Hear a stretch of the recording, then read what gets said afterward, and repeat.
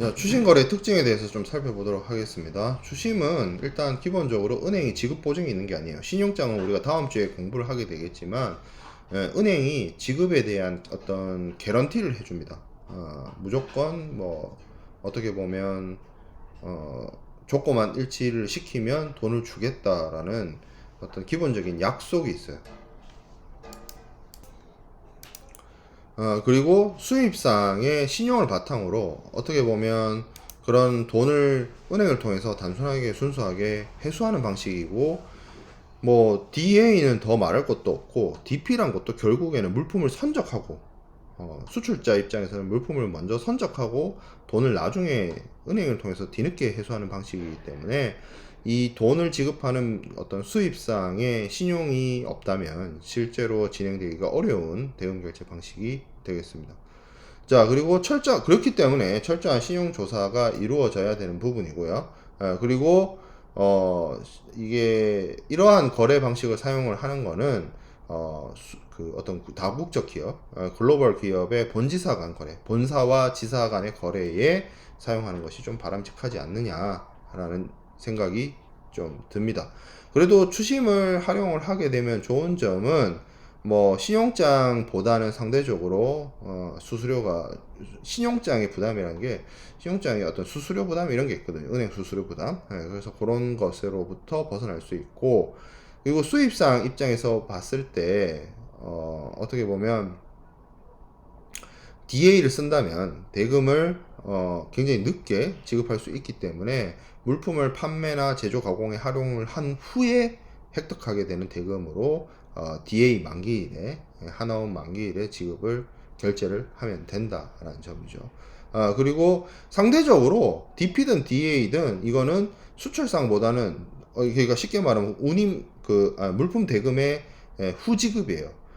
물품의 본선 적재를 통한 선화증권 발행이 먼저 이루어지고, 그걸 바탕으로 이 한어음과 함께 서류를 유통을 시켜서 매수인이 매도인으로 하여금 대금을 지급하는 그런 방식이 되기 때문에 어떻게 보면 수출상보다 수입상이 절대적으로 유리한 방식이 될 수밖에 없습니다. DP든 DA든.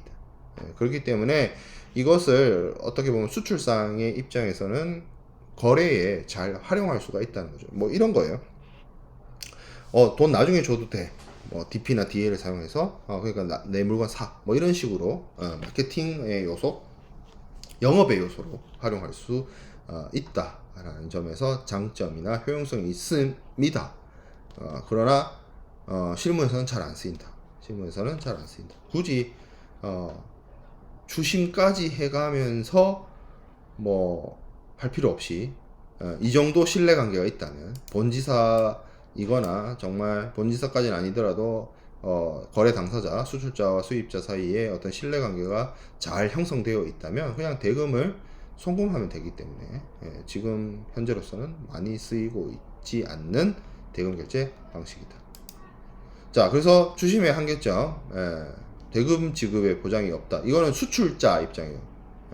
물품 선적해서 보내고 난 다음에 대금을 회수하기 때문에, 대금 회수, 그러니까 한어음이 무슨 경제적 가치가 있는 게 아니에요. 한어음은 돈 내놓으라는 얘기예요. 근데 그 돈 내놓으라는 한어음이 매수인한테 갔을 때, 뭐 매수인이 돈 안 주겠다라고 하면, 버팅기면 뭐 방법이 없어요. 그때는 이제 법원에서 만나면 소송으로 가야 되겠죠. 그래서 신용장에 대한 어떤 대급 지급의 하격이나 보증이라는 것이 사실상 추심의 경우에는 신용장하고는 좀 다르게 그런 부분이 약하다는 거죠. 그리고 신용장 방식에 비해서 이 추심이 상대적으로 기간이 길어지거나 늘어지거나 할 수 있습니다. 은행들이 단순하게 또한 이 서류 심사나 서류의 어떤 적극적인 지급인으로서 역할을 하는 것이 아니라 단순하게 서류를 전달해주는 역할만 하기 때문에 또 그 부분도 문제가 있을 수 있고요. 그리고 이 중거법 문제가 또 있어요. 제가 앞서서 URC를 얘기를 했는데, URC가 실제로 국내의 추심거래에 적용되기에는 여러 가지 문제점들이 있습니다. 아무래도 이게 한어음과 관련된 거래이다 보니까 한국의 상법이 먼저 적용되는 그런 이슈와 문제가 조금 있어요. 그래서 URC의 어떤 효용, 이런 부분이 매우 제한적이기 때문에 이 추심을 실질적으로 많이 활용하는 것이 많이 힘들다라는 부분을 이야기하겠습니다. 자, 그래서 추심은 우리가 쭉 살펴보았고 송금 방식에 대해서 살펴보도록 하겠습니다. 송금 방식은 매수인이 매도인의 어떤 물품에 대한 대가를 외화나 수표 등으로 직접 지불하는 방식입니다. 계좌이체. 송금에 의한 대금 결제는 뭐 대금 결제와 어떤 결제 서류 인도, 인수 이게 분리될 수 있습니다. 서류, 그러니까 우리가 종이 서류로서 필요한 거는 따로 주고 돈은 뭐 직접적으로 은행을 통해서 송금 받고 이렇게 진행할 수도 있다는 점이죠. 그래서 물품 선적의 지급 시기, 그러니까 선적하기 전에 매수인이 매도인한테 돈을 주느냐, 물품을 선적하고 난 다음에 매수인이 매도인에게 지급하느냐, 뭐 그렇게 나뉘어서도 볼 수 있는데 대체로 송금 방식을 하게 되면 사전 송금을 합니다. 사전 송금을 해서 그걸 바탕으로 매도인이 물품을 수배하거나 제조하거나 하는 뭐 그런 식의 거래 형태나 정황이 많이 나타나죠. 근데 꼭 100%다 그렇다는 것도 아니에요. 케이스 바이 케이스로 상황에 따라서 사후 송금으로 갈 수도 있고요. 어찌됐든 이거는 은행이나 뭐 신용장과 같은 어떤 안전장치나 이런 것을 별도로 두거나 아니면 제3자의 개입에 의해서 대금 결제를 하는 방식이 아니고 뭐 그 은행의 스위프트 전산망을 이용을 해서 상대방 계좌에다가 돈을 직접 송금하는 그러한 방식이 되기 때문에 직접적이고 그리고 짧게 간편하게 대금 결제를 할 수 있다는 장점이 있습니다. 그래서 이 송금 방식의 종류는 수표 송금 방식, 우편 송금한 방식, 전신 송금한 방식이 있는데 말 그대로 수표는 수표를 보내주는 거예요. 수표를 우편으로 보내주는 겁니다. 그리고 우편 송금한은 뭐냐면 우편한이란 걸 취급을 하는데 우편한이 일종의 여행자 수표와 같은 거라서 여기서 내 집 가까운 곳 우체국에서 우편한을 사서 보내면 상대방에게 보내면 엽서나 우편으로 편지로 받은 우편한을 거기 현지의 우체국에서 현금으로 교환할 수 있는 그러한 형태의 어떤 수표가 우편한인데 지금 잘 안 쓰입니다. 왜? 뭐 ATM기가 우체국보다 더 많잖아요. ATM기로 돈 보내면 굳이 뭐 우체국까지 찾아가가지고 우편한으로 전화를 해서 우편한으로 전화하면 또 수수료도 내야 되는데 그걸 왜 쓰겠어요? 그냥 ATM기로 뭐 계좌이체 수수료 뭐 300원이든 500원이든 내고 송금하는 것이 훨씬 낫죠. 아무튼 그렇다. 그러면 전신 송금한 방식은 무엇이냐? 이게 소위 말하는 은행의 전신망을 이용을 해서 송금하는 송금 방식, 계좌이체 방식이 되겠습니다. 자, 그 외에 또 살펴볼 게 대금 상한도 방식이라는 게 있어요. 요거는 이제 대표적으로 상품 인도와 어떤 서류 인도. 키워드는 이거죠. 물건을 먼저 주느냐, 그래서 물건을 주고 돈을 받아내느냐, 서류를 주고 돈을 받아내느냐. 물건을 주고 돈을 받아내는 방식은 캐시 온 딜리버리라고 해서 COD라고 하고요. 서류를 넘겨주고 물건을 받는 방식은 CAD라고 합니다. 캐시 어게인스트 다큐먼트라고 하죠. COD는 쉽게 말해서 물품을 매수인에게 전달하고 그리고 물품을 주면서 돈을 받아오는 방식이에요. 물품을 직접 매수인에게 주고 돈을 받아오기 때문에 물품의 이 매수인이 위치한 곳에서 어떻게 보면 물품과 대금의 교환이 이루어진다라고 볼 수가 있고요. CAD의 경우에는 서류를 주고 돈을 받는 방식입니다. 어디서? 수출국에서. 그래서 수출국에서 대금과 서류의 교환이 이루어진다는 거죠. 자, 이렇게 말로 설명하기보다 그림으로 잠깐 설명을 하도록 할게요. 먼저 살펴볼 거는 COD입니다. 매도인이 있고 매수인이 있어요. 그래서 매도인이 물품을 선적하면 선화증권이 나오겠죠. 이걸 어떻게 하느냐?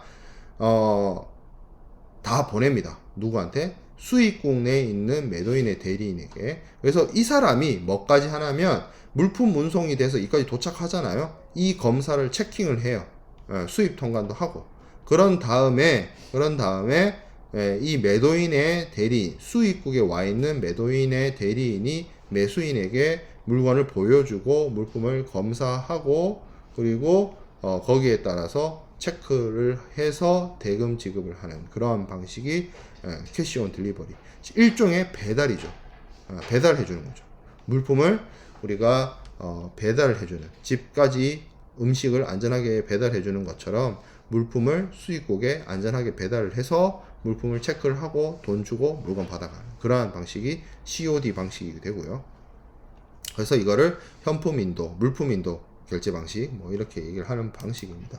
자, 그다음에 CAD는 서류 인도, 서류 상환 방식 뭐 이렇게 얘기를 하고 있는데 매수인의 대리인이 수출국에 와 있어요. 그래서 매도인이 물품 선적을 하면 선화증권이 나오겠죠. 이 선화증권을 넘겨주고 그 선화증권의 어떤 반대급부로서 대금 지급을 받는 겁니다. 그러면 이 서류는 결국 매수인의 대리인이 본국에 있는 매수인에게 서류를 보내주겠죠. 그래서 물품이 실제로 수입국에 도착을 하면 이 서류를 바탕으로 수입국에서 물품을 찾는, 수령하는 그러한 방식이 CAD, 서류 상환 혹은 서류 인도 결제 방식이 되겠습니다.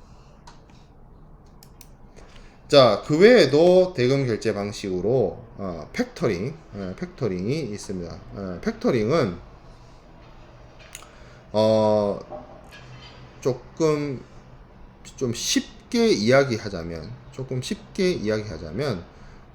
대금 결제를 위한 금융 서비스를 이용하는 거라고 생각을 해보면 좀 쉬워요. 그래서 이것은 여기를 한번 읽어볼게요. 팩터링이란 유니드로이드 규칙에 따른 팩터링이란 설명을 하고 있는데, 자, 공급자가 채무자에게 물품이나 서비스를 제공함에 따라 발생하는 매출 채권. 자, 여기서 공급자는 수출자고요. 여기서 채무자는 수입자입니다. 이렇게 물품이나 서비스를 공급하게 되면 채무자가 이 공급자, 채권자에게 돈을 지급해야 되죠. 무역거래도 마찬가지죠. 수출자가 수입자한테 물품을 보내면 수입자가 수출자에게 대금을 지급해야 되는 채권 채무 관계가 형성이 됩니다. 그걸 말해요. 이 매출 채권이란 거는 우리가 회계에서 사용하는 표현이죠. 매출 채권이라는 표현. 그래서 이 돈 받을 권리, 쉽게 말해서 수출자가 수입자로부터 돈 받을 권리를 어떻게 하느냐? 팩터라는 금융기관, 금융 서비스 제공자에게 양도해버려요. 수출자가 물품을 보냈고 수입자가 대금을 주기로 했는데 이 돈 받을 권리를 다른 사람한테 넘겨버려요. 그 이유는 이 돈 받을 권리가 직접 바로 대금을 받는 것이 아니라 뭐 기한부 어음을 활용을 해서 60일이나 90일이나 120일 뒤에 받기로 약정이 돼 있다고 칩시다. 아니면 우리가 앞에서 봤던 DA 방식의 한어음이라고 치자고요. 120일 뒤에 나는 물품을 선적을 해서 선적 서류하고 120일짜리 한어음을 끊어가지고 보냈어요.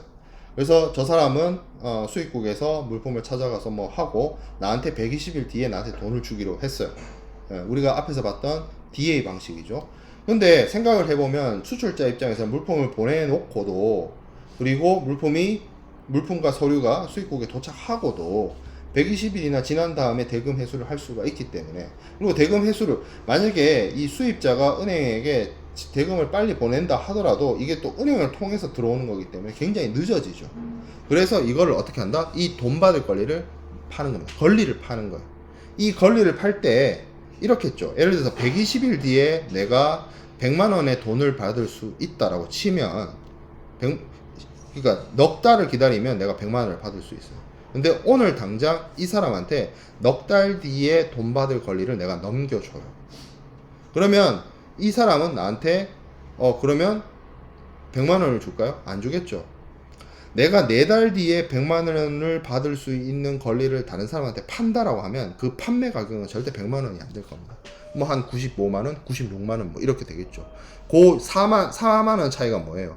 4달에 대한 4개월에 대한 기간 경과 이자죠. 이 부분은 사실 우리 수업에서 공부할 게 아니라 회계 원리나 아니면 재무회계 수업에서 배우게 될 겁니다. 그 소위 말하는 어음 할인, 그 어떤 금융자산의 어음 할인을 얘기를 하는 건데 제가 지금 얘기하는 부분이 어찌 됐든 그 이 팩터의 역할이 그건 거예요.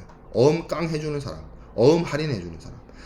석 달 뒤나 넉 달 뒤에 100만 원 받을 권리가 있다라면 지금 당장 오늘 나한테 95만 원 주고 석 달 뒤나 넉 달 뒤에 권리를 사갈 사람. 그게 팩터란 거예요. 그 역할을 해주는 거예요. 팩터.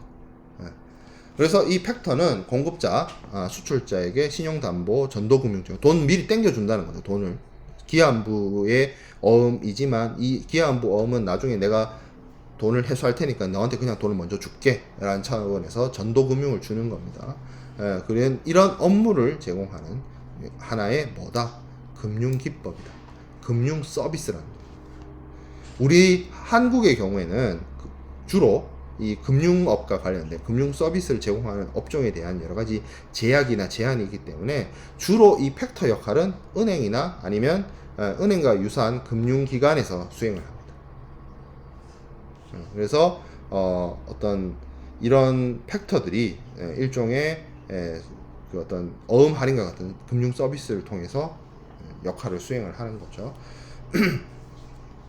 그래서 매도인이 매수인에게 물품이나 서비스를 외상으로 판매하면 그와 관련된 팩터는 요 외상 매출 채권을 상한 청구권, 이게 또 중요해요. 상한 청구권 없이 매입해서 매도인에게 대금 지급을 해주도록 하는 금융 서비스가 이 팩터링이다. 근데 이 상한 청구권 없이란 말이 왜 중요하냐면 이게 약속어음이잖아요. 일종의 약속어음이죠. 한어음이 됐든 약속어음이 됐든 기한부어음이라서 지금 당장 돈을 받는 것이 아니라 3개월이나 4개월 뒤에 대금을 회수할 수 있게 되는 것인데 그 3, 4개월 뒤에 돈을 지급해야 되는 지급인이 대금을 지급하지 않게 된다면 어음이 부도나죠. 뱅크럽이 나죠. 만약에 이렇게 아까 제가 예시를 들었을 때 4개월 뒤에 100만원 받을 수 있는 권리를 내가 오늘 95만원을 받고 넘겼다 칩시다. 그럼 4개월 뒤에 나한테 물건 사간 저 사람이 나한테 권리를 사간 이 사람, 그러니까 나한테 권리를 95만원 주고 사간 사람이 일종의 수취인이 되는 거죠. 페이이가 되는 거죠. 그래서 이렇게 대금 지급이 돼야 되는데 95만원이 아니라 100만원이 100만원 액면가 그대로 100만원의 대금 지급이 이루어져야 되는데 지급을 안 해버려. 그래서 이렇게 되면 쉽게 말해서 부도가 난 거죠. 어음이 부도가 난 거죠.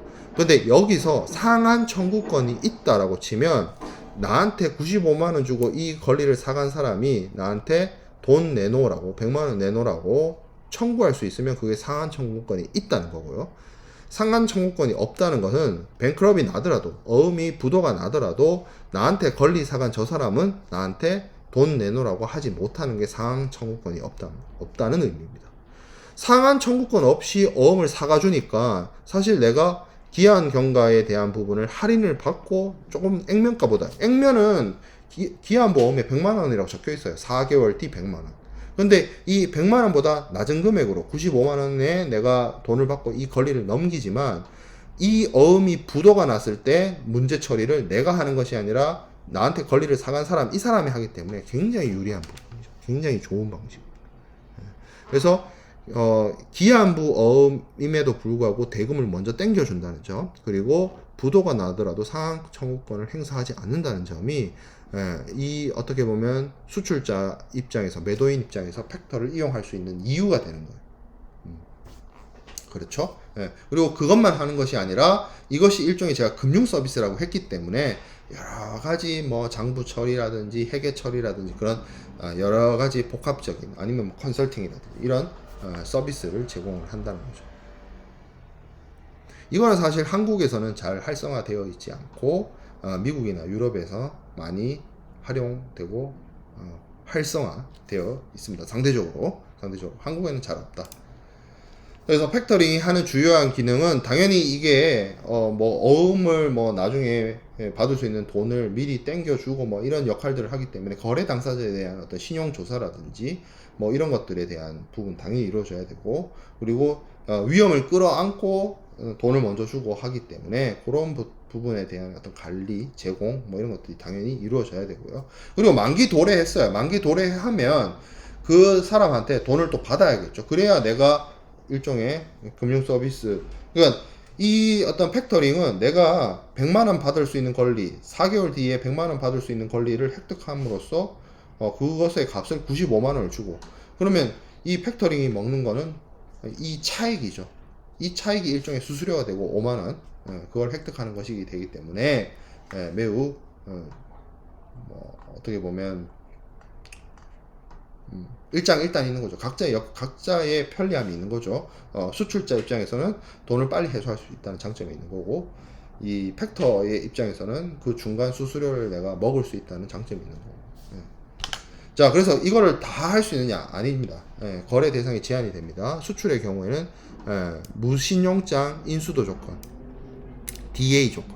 앞에서 살펴봤던 추심의 DA. 그리고 송금 방식인데 한어음을 사용하거나 하는 방식. 외상 거래하는 그런 방식. 1년 이내에. 그래서 조금 좀 기간이나 이런 거 설정이 자체가 좀 작게 되어 있어요. 그래서 뭐 송금 방식의 경우에 잔액 그 대금이나 이런 것들을 서류 영수 후 60일 이내에 받기로 되어 있는 그런 것들을 가지고 팩터를 돌릴 수 있다는 거죠. 한국에서는 뭐 한국의 기업은행이나 뭐 수출입은행이나 이런 곳에서 굉장히 제한적이지만 서비스를 제공하고 있습니다. 자, 그래서 우리가 앞에서 살펴봤던 팩터링에 대한 어떤 전개도를 쭉 살펴봤고요. 수출상과 수입상이 거래계약을 체결을 하면 물품을 선적을 하게 되는데, 이때 이 어떤 돈 받을 수 있는, 나중에 돈 받을 수 있는 권리에 대해서 수출상이 수출 팩터링에 넘기고 먼저 돈을 땡겨주고, 기간이 지난 다음에 수입상이 만기일에 대금 지급을 하면 이걸 통해서 그 차액을 획득하는 그러한 방식이 팩터링이 되겠습니다. 자, 포페이팅이 있습니다. 포페이팅도 일종의 금융 서비스예요. 포페이팅의 정의를 좀 살펴보면 수출 거래에서 금융기관이 연불 조건 결제에서 발생한 채권, 그러니까 이것도 기한이 걸려서 오랜 기간 대금 결제를 하기로 되어 있는 그러한 거래를 의미하죠. 그러한 결제에 있어서 어떤 경우 어음 할인을 하도록 하는, 만기일에 만기일까지 기다리지 않고 어음 할인을 해서 대금 지급을 하도록 하는 그러한 기법이 포페이팅이 되겠습니다. 이 포페이팅도 소후권, 상한 청구권 없이 합니다. 좋죠. 매도인 입장에서 좋은 장점이 있죠. 물론 그만큼의 수수료를 부담을 해야 되지만, 그리고 포페이터가 지급 보증이라든지 이런 것들을 하는 데 있어서의 담보로 역할을 하기도 합니다. 그리고 보통 한어음하고 약속어음 가지고 이제 이걸 어음 할인을 해서 지급을 하고요. 상대적으로 포페이팅이 그 팩터링보다는 조금 더 금액적인 측면에서나 기한적인 측면에서 중장기 거래나 이런 것들에 대해서 활용이 되는 편입니다. 비슷해요. 사실 비슷합니다. 비슷해서 유사한 점이 좀 있어요. 자, 포페이팅의 경우에도 비슷하죠. 이 어떤 거래의 방식이나 형태가 굉장히 비슷한 것을 우리가 확인을 할 수가 있습니다. 그럼 차이점은 뭐냐? 차이점은 팩토링은 아무래도 상대적으로 소액, 단기간, 뭐 1년 이내 돼 있는데 보통 막 60일짜리 뭐 이런 것들을 거래하고 계약을 체결하고 대금 지급하는데 활용이 되고요. 포페이팅은 상대적으로 조금 거액, 장기간의 거래에 있어서 활용되는, 공통점은 둘 다 소후권 없이 상한 청구 없이 행사할 수 있다는 거죠. 이 점이 수출자이자 매도인이 이런 팩토링이나 포페이팅과 같은 금융 서비스를 활용할 수 있는 이유가 됩니다. 이유가. 그렇죠? 그래서 뭐 한어음이 됐든 약속어음이 됐든 송금하는 방식이 됐든 이런 대금 결제와 관련해서 지금 당장 내가 돈을 받을 수가 없어서 금융기관을 끼고 돈을 조금 빨리 땡겨받고 이 금융기관은 만기일에 도래했을 때 대금을 받는 그러한 방식의 금융 서비스를 제공을 해주고 있다라는 점입니다. 팩토링과 포페이팅.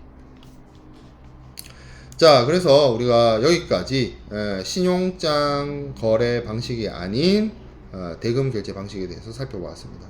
신용장 방식이 아닌 대금 결제 방식은 생각보다 상대적으로 단순하고 내용도 그렇게 많지 않습니다. 하지만 우리가 오늘 수업 시간에 처음 부분에서 살펴봤던 표처럼 신용장 방식 자체의 활용도가 굉장히 낮아졌기 때문에 실질적으로 무역 거래에 있어서 대금 결제를 하는 데 있어서 한 70%가 넘는 비율이 앞서 살펴봤던 송금 방식에 의해서 진행이 되고 있다는 점. 그러면 송금 방식은 왜 무역 실무 차원에서 배울 내용이 그렇게 많이 없느냐? 그건 말 그대로 은행과 은행이 어떻게 보면 매수인의 은행이 매도인의 은행, 지정 거래 은행에게 대금 스위프트 망이라는, 스위프트라는 것이 이 은행들의 어떤 국제적인 한 거래를 위해서 깔려 있는 망인데, 그 스위프트 망을 통해서 대금 지급 결정을 해가지고 알려주기만 하면 되는 것이기 때문에, 이것을 진행하는 무역 거래 당사자들이 준비를 해야 되거나, 아니면 무역 거래 당사자들이 이것에 대해서 뭐 컨트롤을 하거나 통제를 하거나 지시를 하거나 뭐 할 수 있는 부분이 없어요. 근데 이제 향후에 은행을 이용하지 않고, 예를 들어서 뭐 블록체인을 이용해서 대금 결제를 한다든지, 아니면 뭐 간단하게 뭐 코인으로 결제를 한다든지, 이런 방식이 도입이 되거나 보편화되거나 했을 때는 어떤 단순 송금을 넘어서서 그러한 새로운 형태의 대금 결제와 관련된 여러 가지 법적인 부분, 활용적인 차원에서의 부분, 뭐 그런 부분들이 이제 대두되고 무역 실무 교과서에도 반영되지 않을까 합니다. 그래서 지금은 약간 지금 가독인 상태다. 자, 그래서 뭐 신용장 부분을 더 나갈 수도 있지만, 이게 강의 내용의 연속적인 차원에서 이번 주는 여기에서 마무리 짓도록 하겠습니다. 네, 고생했습니다. 다음 주에 신용장에 대해서 학습하도록 하겠습니다.